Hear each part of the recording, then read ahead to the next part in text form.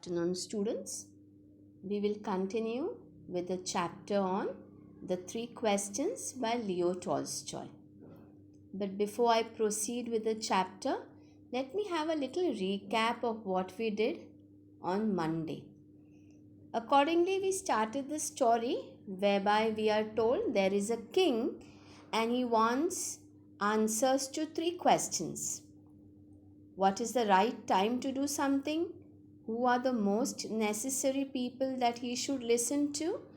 And how should he know what is the most important thing to do? For that, he went on to ask many people. There were many of them who came to give him different answers, but he was not happy at all with any of it. And therefore, he decided to go and meet a very wise hermit who stayed in the woods. When he went there, he saw that the hermit was busy digging the ground. He went and put forward his three questions, but the hermit did not reply to those questions. So let's see what happens further in this story of the three questions. The hermit listened to the king but said nothing. He just spat on his hand, and resumed digging. The king watched in silence for a while. Then, feeling sorry for the hermit, he said, "You are tired. Let me take the spade and work for a while for you." The hermit silently handed over the spade and sat down on the ground. When he had dug two beds, the king stopped and repeated his questions. The hermit again gave no answer, but rose, stretched out his hand for the spade, and said, "Now rest a while and let me work a bit." But the king did not give him the spade and continued to dig. So, last time we did that the king asked the three questions when he met the hermit. But here we are told in this paragraph the hermit did listen to the king, but he did not reply at all. Rather, he was continuously digging. He spat on his hand. Yes, spat doesn't mean to spit, it means to clasp one's hand, to hold one's hand. Because remember, he was feeling tired, so he was trying to hold his hand with the other hand so that he could resume digging, so that he could continue digging.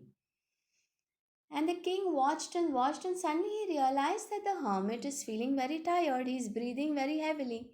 And he felt sorry for the hermit. And he told the hermit, "Now you rest for some times, and I will do the digging." So the king proceeded to dig the beds. Here, beds meaning patch of land. Now he kept on digging, and finally, after he had dug around two patches of land, the king stopped and repeated his questions because he thought probably the hermit had not heard it. But once again, the hermit just did not reply.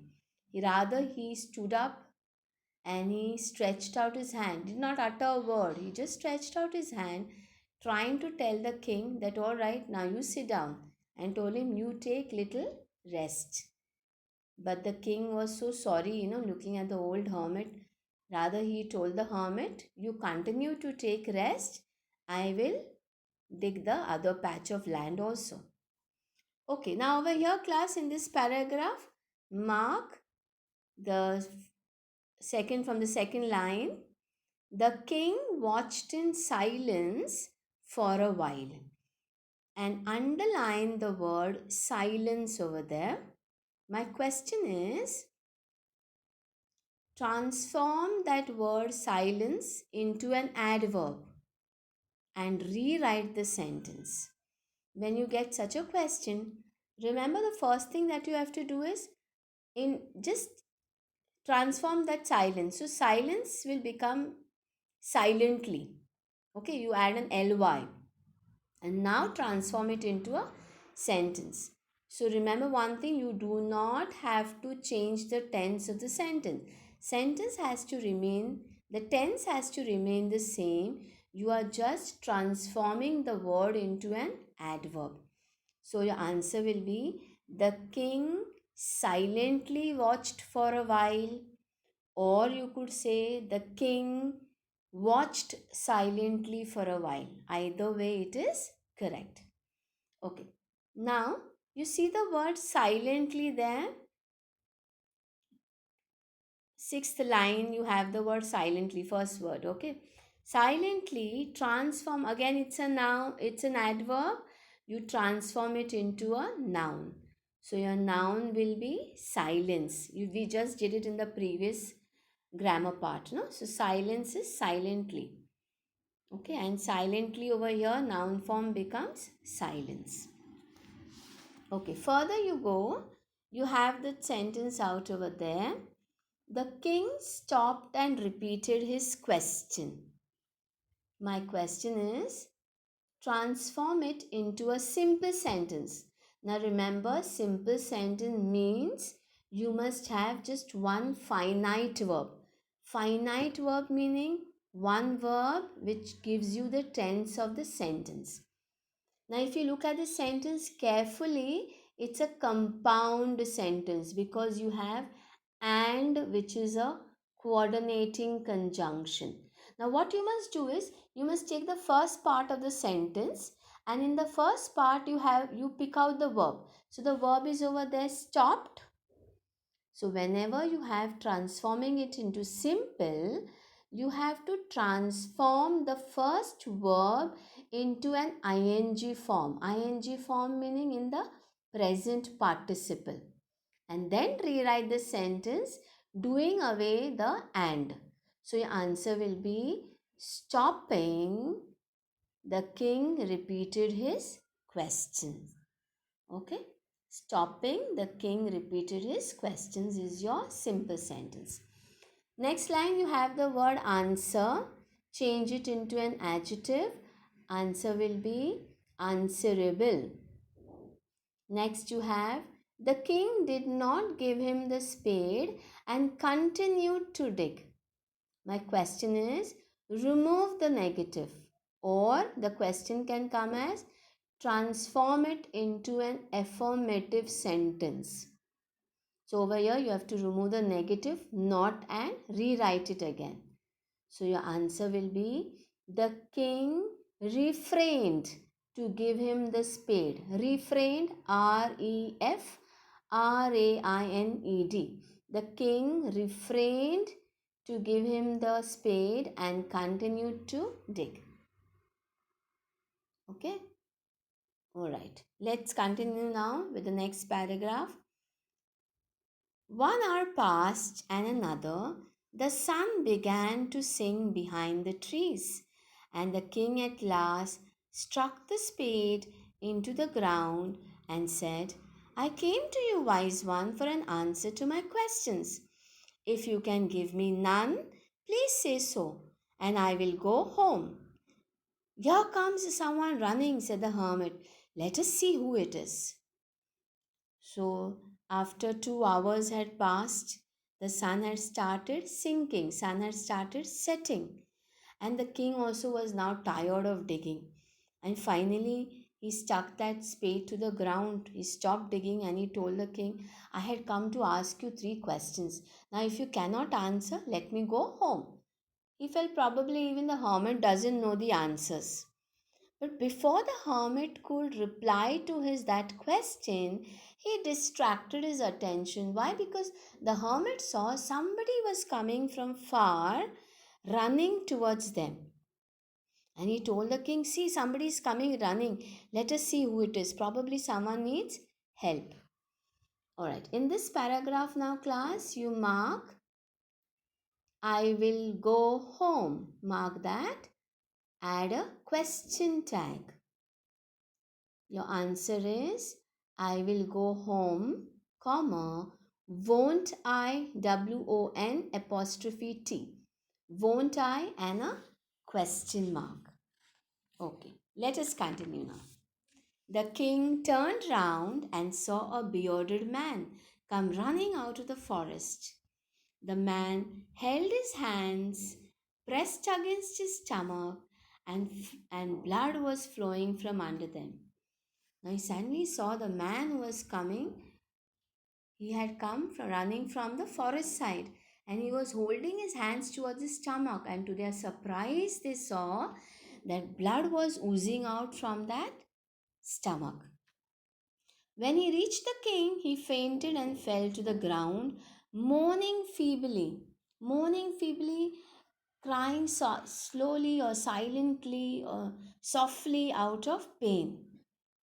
The king and the hermit unfastened the man's clothing. There was a large wound in his stomach. The king washed it as well as he could and bandaged it with his handkerchief and a towel the hermit had. But the blood would not stop flowing, and the king again and again removed the bandage, soaked it with warm blood, and washed and rebandaged the wound. When at last the blood stopped flowing, the man revived and asked for something to drink. The king brought some fresh water and gave it to him. So the hermit and the king realized that this man was very badly wounded and blood was coming out. So they immediately untied his clothing, unfastened his clothing, and the king, did not wait to think. He did not feel that, oh, I am a king, so why should I go to help somebody? On humanitarian grounds, leaving behind his status, he immediately went to get a bandage, okay, and he tried to wash the wound of this man whom he did not know at all, and finally tied it round with a towel that the hermit had. He saw that continuously blood was flowing, and each time the bandage was full of blood. So he every time he washed the bandage and again he put it round the man. Finally, at last, when the blood stopped flowing from the man's stomach, the man felt a little relieved. He was a little revived, felt a little better. And the first thing he asked the king was for water. And the king immediately ran inside to get water. So you see, it shows to us how kind hearted the king is. Alright? So let's mark the grammar out over here. Mark class. When he reached the king, he fainted. Mark that. My question is, pick out the clause and state its kind. So the answer is, he fainted, main clause. When he reached the king, add subordinate adverb clause of time because it answers the question when. A little lower down you have the word large. Change it into a verb class. So your answer will be enlarge. ENLARGE. Remember, you have to add the preposition to before the word. So it becomes to enlarge.